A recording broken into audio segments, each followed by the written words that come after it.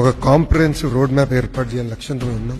ఇప్పటికీ మాకున్న ఇన్ఫర్మేషన్ వరకు 410 MOUs సైన్ చేయబోతున్నాం. దీంట్లో 9.8 లక్షల కోట్ల పెట్టుబడి, తద్వారా 7.5 లక్షల మంది నిరుద్యోగ యువకులకి ఉద్యోగాలు, ఉపాధి కూడా రాబోతుంది.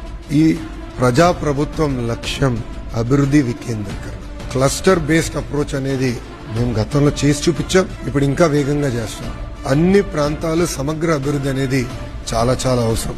సో అనంతపూర్లో ఆటోమోటివ్ వ్యాలీ, అనంతపూర్ కర్నూలులో రెన్యూబుల్ ఎనర్జీ వ్యాలీ, కడప చిత్తూరులో ఎలక్ట్రానిక్స్ మ్యానుఫ్యాక్చరింగ్ హబ్, కర్నూలులో డ్రోన్ సిటీ, ప్రకాశం జిల్లాలో చేయగల కంప్రెస్డ్ బయోగ్యాస్ హబ్, ఇంకో పక్కన నెల్లూరులో ఇప్పటికీ అనేక diversified industries, air conditioning hub. భారతదేశానికే కాదు ప్రపంచానికి ఒక ఎయిర్ కండిషనింగ్ హబ్ గా నెల్లూరుని తయారు చేస్తున్నాం. రాజధాని ప్రాంతంగా వచ్చేగల క్వాంటమ్ కంప్యూటింగ్, ఉభయ గోదావరి జిల్లాలో పెద్ద ఎత్తున ఆక్వా ప్రోత్సహిస్తున్నాం.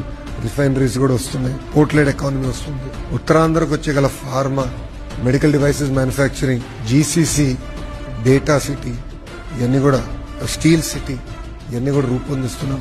ఇక్కడ కేవలం ఒక కంపెనీ తీసుకొస్తాం మా లక్ష్యం, మొత్తం ఎకో సిస్టమ్ తీసుకొస్తాం. ఒక గూగుల్ వచ్చేసిందని మేము ఇక్కడ సంబరాలు చేసుకోవట్లేదు. నెక్స్ట్ ఏంటని మేము వర్కౌట్ చేస్తాం.